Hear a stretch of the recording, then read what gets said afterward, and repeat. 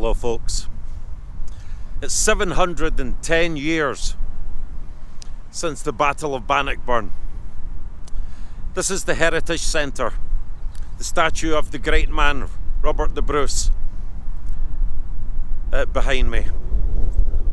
I thought what I would do for you today to share with you is take you through different stages of the battle, because it covers 6 square miles.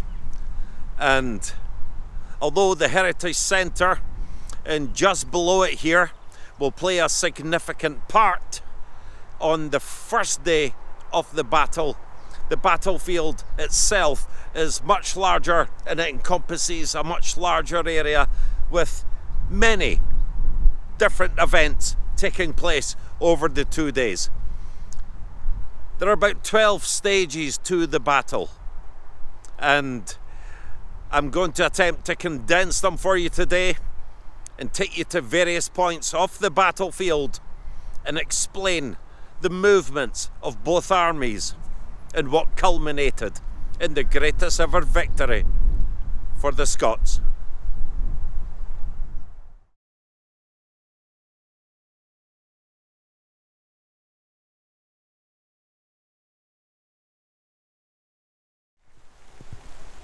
The time on the 23rd of June is about 12 noon. High on that grassy bank up there. Approach. Gloucester's division, English van, with Hereford in tow. What they would soon face here as they come to Milton Ford. This is a bottleneck.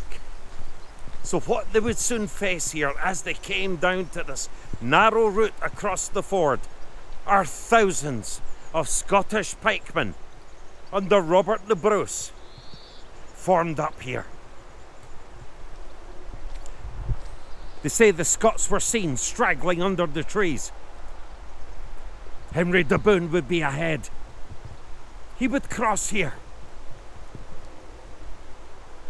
He would cross the Bannockburn here, and he would run in to all Bruce's pikemen. He would rear up his horse, turn back, and he would be slain just before he reached the water here. Thousands of Englishmen high up there, and we're going to take a look at that from their vantage point of view. But this was a bottleneck where only a handful could cross at a time. It's about 12 noon, and the battle, the fight, has begun. So this is partially upway over the hill of this field here, and the English would have come down this way. The grass is extremely long, and very wet, but it was a wet summer back then as well, so it just gives it a little hint of reality. Now you can see the flag away in the background of the Heritage Centre up here, but directly below you, this is Milton Ford. This is Robert the Bruce's main line of defence. This is the medieval road of 1314, and this is where the English vanguard under Gloucester and Hereford come. Now, when they were, you can imagine them being on top of their big war horses, so you're going to get a greatly elevated view of when they seen the Scots up here.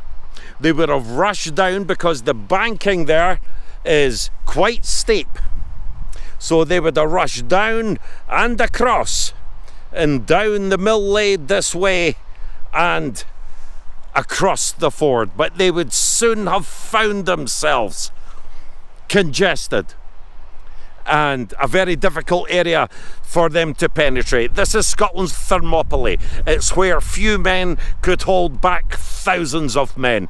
This is where de Bohun was killed, just down there, and Gloucester was unhorsed and a few more were repulsed. Now some knights who were impatient will make their way back along here. They cannot go down across the Bannockburn because the embankments are so treacherous and steep. So they would go over and go up the Bannockburn for quite some time before they found a way between Milton and Halbert's Bog, and they would engage Edward Bruce there.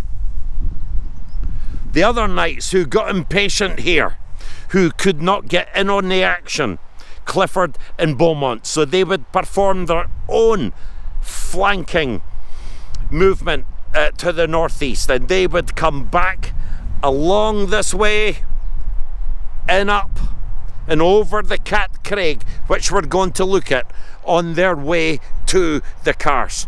But about 12 noon, this is when the fighting started. I often wonder what was going through the minds of Bruce and his troops as he steadied them, knowing that the English advance were coming.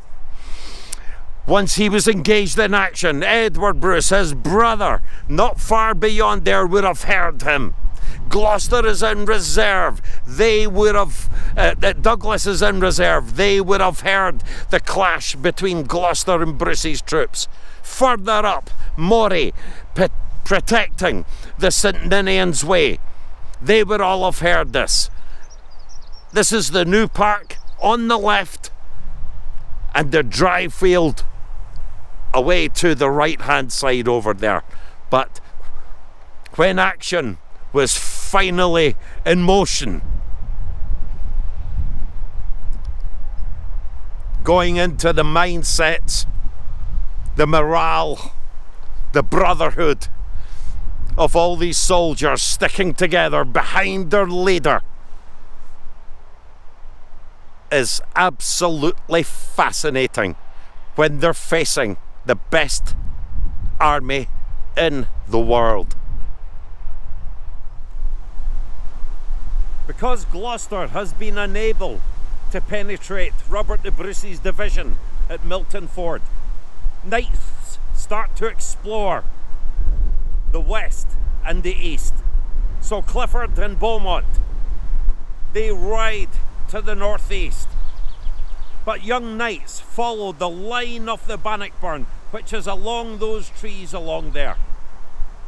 Now what you have below you is Milton Bog. Quite a severe and treacherous bog back in 1314. Further up, you have Halbert's Bog, which is larger in nature. Now this protects this part of the dry field, and this is defended here by Edward Bruce, Robert's brother. The knights would follow up the Bannockburn, they would find a crossing point, and they would come here and they would be repulsed by Edward Bruce's division.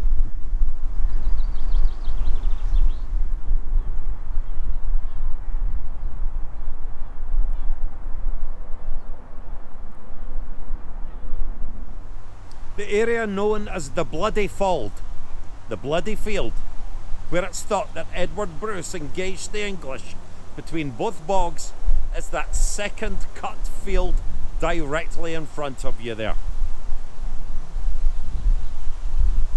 If you walk along that river, you'll find out that it's really quite steep in embankments and it's wooded. It's not an ideal crossing point. But the English managed to find a way between Milton and Halbert's Bogs, but it's such a thin area, they would be repelled here and they would make their way back towards Milton Ford, where they would rejoin Gloucester's retreat and head down towards the Carse. But this is where Edward Bruce protected access to the dry field. This is the Bloody Fold, the field known as the Bloody Fold, where Edward Bruce defended against young knights who had headed west to try and find a crossing over the Bannockburn. So they did find that crossing between the two bogs. You can see the Heritage Centre up behind me there. How many knights crossed here? We do not know. How many people were killed here? We do not know, but it's highly likely that Scottish casualties were extremely light, just as they would be at Milton Ford. Further up there, so you have Halbertsbog away up this way, but further up towards St Ninians, roughly about the same time, Clifford and Beaumont's men would surround Maurice Sheltram. They would attack it individually, more in a sporting manner, but it would be futile. And some would make it onto the castle, but the majority of Beaumont and Clifford's division would make their way back down to the Carse. So that is 3 skirmishes on day 1, where the Scots, under Bruce's division, Edward Bruce's division and Maury's division, Maury had to cut his division in 2, would win those 3 separate skirmishes before retiring to the dry field above Balquidrick Wood prior to the battle in day 2.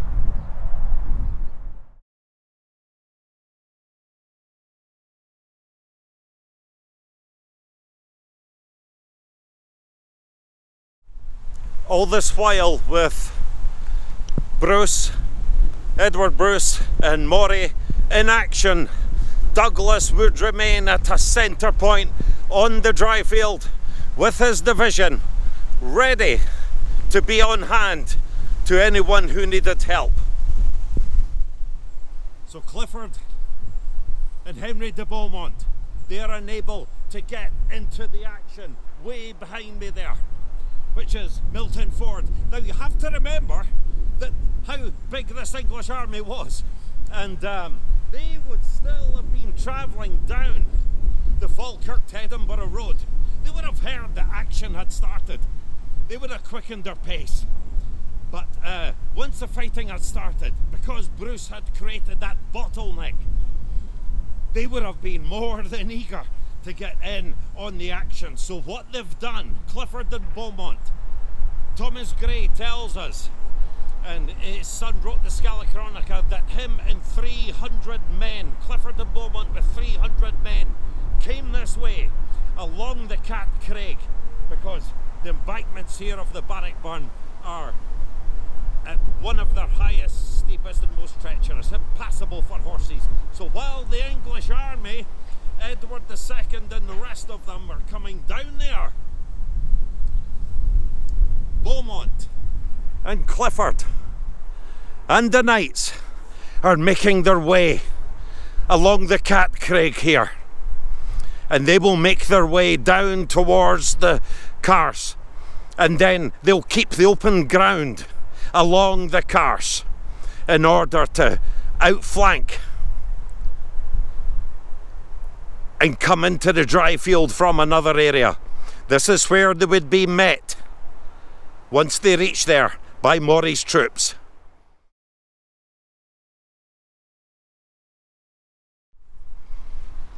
Now, with the dry field secure, the Scots would move. Bruce, Edward Bruce and Maury would move here to this part of the dry field. You can see Stirling Castle straight beyond you there, and Balquidrick Wood on my right hand side. Now Douglas would deploy. He would still block and defend the Scottish rear, so he would still defend Milton Fort and between Milton and Halbertsbog, but he would retire here at night and he would camp here on the right hand side, for he would command the right wing the next day. This is where the Scots, after a day's fighting, secured the dry field, would assemble in quiet celebration of their victory.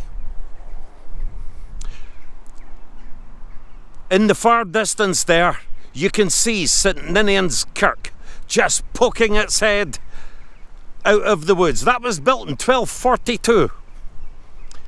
Just beyond there is where Maury, on his first day, would meet up with Beaumont and Clifford's men. They'd actually missed Maury defending. He was defending just prior to St Ninians there, that bit of ground over there. But they missed him as they made their way along the Carse. and Maury had to run to catch up with them. When they finally found a way up the embankments on the other side of the Pearl Stream, which is in the woods distant over there, Beaumont is recorded to have said, as Maury was hurrying to catch up, "Let them come on, bring them on." And then they waited and had the fight. Maury actually had to split his division in two to go up there and meet him, but he was victorious in that day, and the English were unable to assemble. It often pokes my imagination just how the Scots were able to contain themselves, secure that quiet confidence that they had. Here the night before, Bruce would wander amongst them, quietly encouraging them for the main fight at the break of dawn at 3 AM the next morning, or the Scots would rise at 3 AM, they would be ready to move at 4 AM, the first break of light, and they would move down through Balquiderick Wood here, and they would line up on the cars. What they would hear through the night was what, once the English army had all assembled in the cars, it says it was a night of carousel.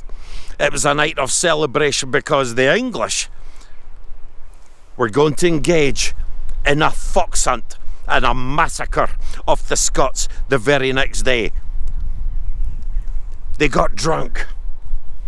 They were crying, "Drink ale and wassail." They had brought all their riches. They were drinking from rich mugs and what have you, dining off silver. They had many hangers-on with them that came to see this great display of English chivalry. Little did they know that Bruce's plan the very next day would be to take the fight to them first thing in the morning, and right up to their very camp, to their very faces, where they would not be ready.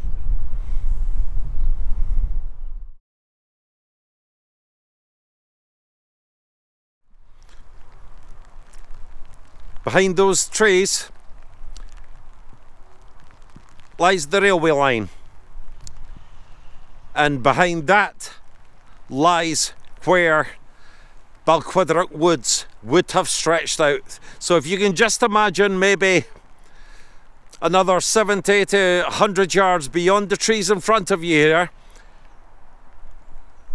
the Scots footmen in 3 great divisions, as all the sources agree they were, with Bruce leading in the front, would line up.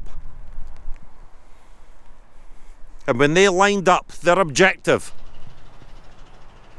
to get as close to this point directly in front of you here as possible, because this is the English camp.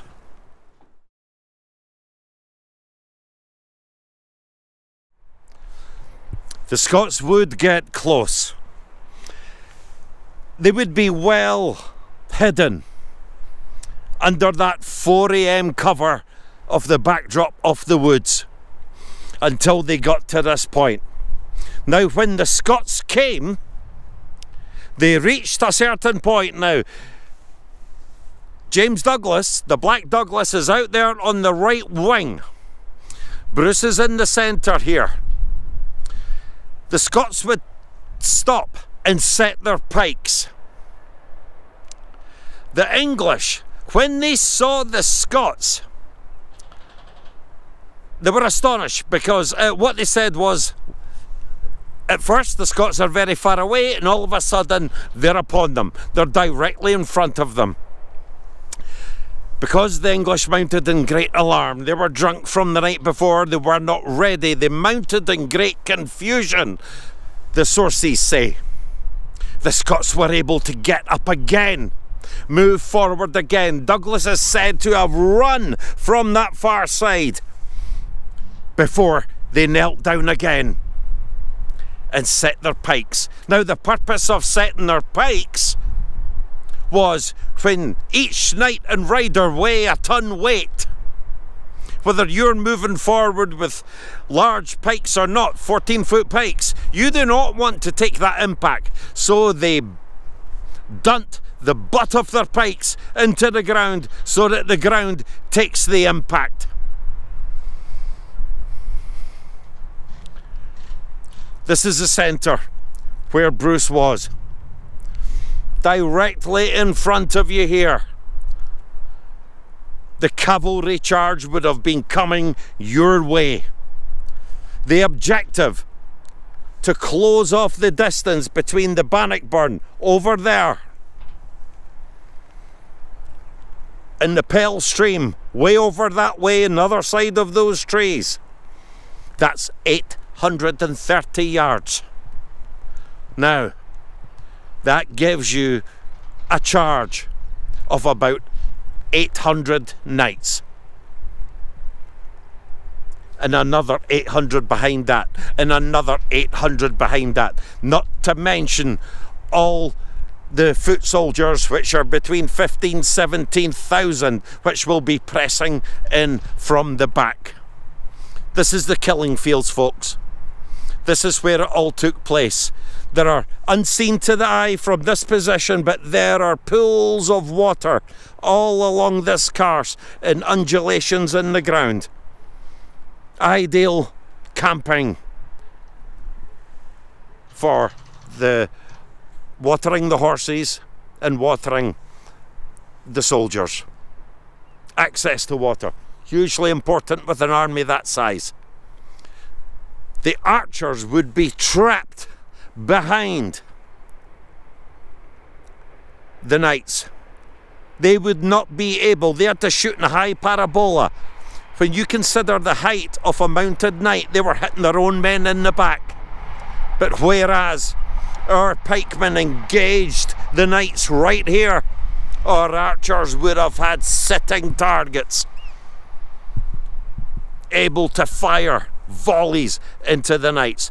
But the pikemen did their job. The pikes were designed to lodge into horse or rider, it didn't matter. If it lodged into the horse, every soldier had a pike and a hand axe. The rider would have been brought down, his visor lifted, and the point of the axe driven in there. This pond here is on all the earliest maps. That is General Roy, going back to 1750. It is an invariant for the period. Therefore, we have to assume it was here in 1314. When weather has been really dry, this is about waist height. You have to assume that Bruce and his men either went through it or around it. Likely the latter.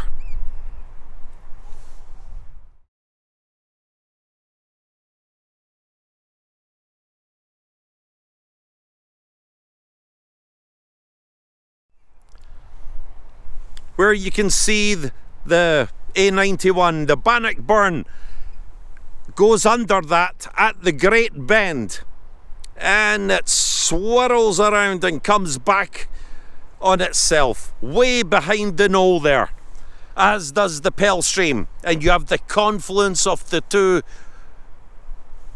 waters before they make their way into the Forth. Once the route would have taken place, I'm not going to go up onto the knoll today because I have to negotiate all those cattle, and I'm not going to do that. Usually like a walk in that field. But once Bruce got to the other side of this, once he's snaking his way up here through there, and his men are hacking their way through on the far side as well, right round there, these trees directly in front of you, we're not here in 1314. They're on none of the maps back then. These are modern, but these ones, yes. King Edward was led off the field by Amer de Valence. So many great knights met their end here. Giles d'Argenton, He was said to have helped lead the king off the field with de Valence and Henry de Beaumont. I'm not accustomed to run, he would say, and he made his way back into the fight where he was killed. Likely somewhere over this way. Gloucester's division was camped all around here, so he was killed over there by Douglas's division. Robert Clifford, also killed. Many knights who we only have a handful of names.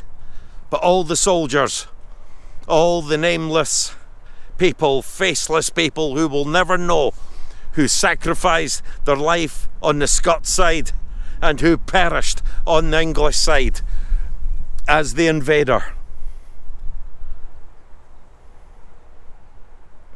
Bannockburn. Every time I visit this place, it's like visiting it for the very first time.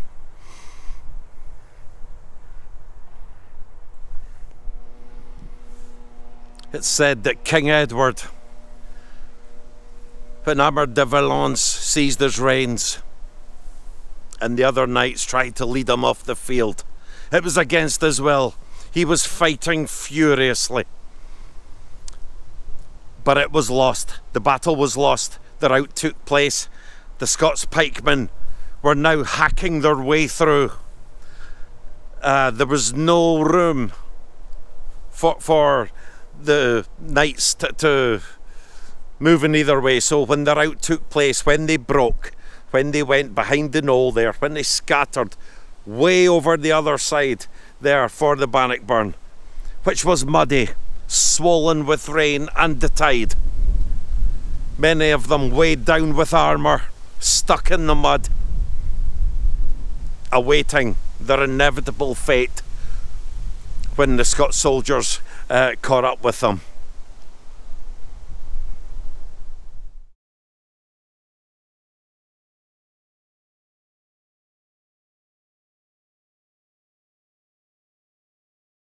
So this is the north side of the Carse now, and that's Broadley's farm straight in front of us. The knoll is just above behind the trees over there. These trees here are modern. They were not here on the older maps. So all this area here would have been, had Randolph, Earl of Moray pressing forward. Just below that line of trees in front of you, that's the Pell Stream. And so if you can imagine this 830-yard line to defend from the Pell Stream straight over there, omit these trees, and it stretches way across the far side there to the Bannockburn. Quite a feat, quite a feat. Bruce needed at least 20,000 to accomplish this. But what a feat it was. He did it. He pulled it off.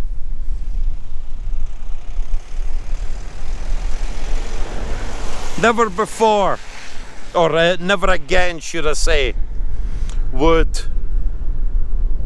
the English have cavalry in front of the archers, because the archers met their fate the same as the foot soldiers. They were rendered ineffective because no one could move because of the congestion of the cavalry. And Bruce knew this. This was part of his master plan. It's part of what won the day at Bannockburn. And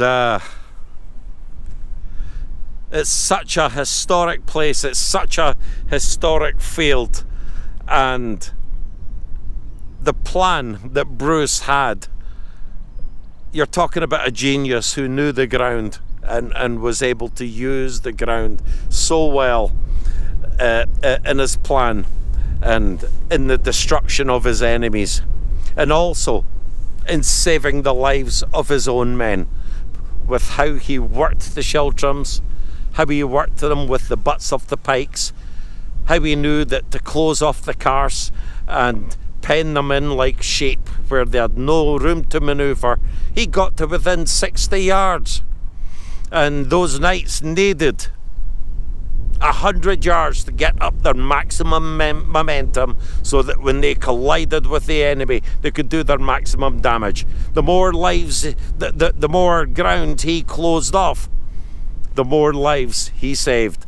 And to lead his army from the front, that's the sign of a true leader that believes in his plan, and knowing his men would follow him. You know, Bannockburn is a battlefield in more ways than one, and it's 710 years now since this happened. And when you think in terms of generations that go back in world history, it's actually not that long ago. But time moves fast in the human world, and technology moves fast. Modern development certainly moves fast. And to understand the battle, to understand it, needs more than just historical knowledge. Dates, times, places, and all that, it is all good, but what's really necessary is a good understanding of maps, map reading, being able to read the ground, topography, cartography, but also understanding velocity and force physics, because there are many myths surrounding the battle as well, and it's important to us to get some perspective on what's really possible and what is not possible. And it has always raised a question in my mind that how could 6,500 soldiers defeat something 25,000 strong? And even with using the ground, you need quite a phenomenal piece of ground to be able to do that. But the Castle of Balquidderach is a phenomenal piece of ground. But to defend a line 830 yards long, even larger than that, because remember, the Scots had to move twice to close off the Carse. They had to dig the butts of their pikes in twice. Maps are so important, and when we go back to General Roy's maps of 1750 and the Jeffreys maps and what have you, these are great, but here's where credit must be given, and it's a privilege for me to know the man and to have spent days at the battlefield here with the man. This man spent over 3 years making a justified map of the area in 1314, including all its depressions, the ground, the elevations, everything. It's phenomenal, including the original line of the Pell Stream, because that was culverted, remember. And that man is William Scott. You can see these maps for yourself in his book, Genius of Bannockburn. I can't recommend it enough. When I read that book, I had to get in touch with him because it really opened my eyes, and I still had many questions, I still had many criticisms on it. But he is a scholar, he spent somewhere like 30 years, thousands of days on the battle site, solving the Bannockburn problems, which he did, and he provided proofs. He provided science, if you like, using all the tools to really solve the Bannockburn problems and separate the myth from legend. I really encourage you to look at that book. And of course, there are the sources themselves. There are 14 sources. We must read all of them, some that were not previously translated. In his previous book to that, Bannockburn Revealed, which I also thoroughly recommend, for the first time you have in a book every single available source translated, tabulated, put together, where you can collect what all the chroniclers agree on. And that's what we have to go on the battle, and it's hugely important. So I just wanted to give you an overview today of the different stages of the battle. Modern development is, this is the greatest day in our history, and much of it is built on.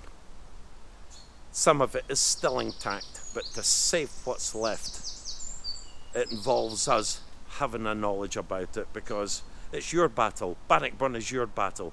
It's your history. It belongs to you. And the reason I do this is to share that with you and to create awareness of what's happening to the battlefield, where they're pouring concrete into it, and it's becoming more eroded with each passing year. But for the 710th anniversary of this remarkable man who pulled off a remarkable military feat, I just wanted to do a collection of the various points of the battlefield. 6 square miles, remember. It's impossible to it would be a very lengthy day or day or two for me to go through it all, but more will be revealed in forthcoming projects. But thank you for joining me. If you like this video or like the channel, please subscribe, and any questions or comments that you have, please put them in the comment section, and I'll endeavour to answer them as soon as I can. Thank you.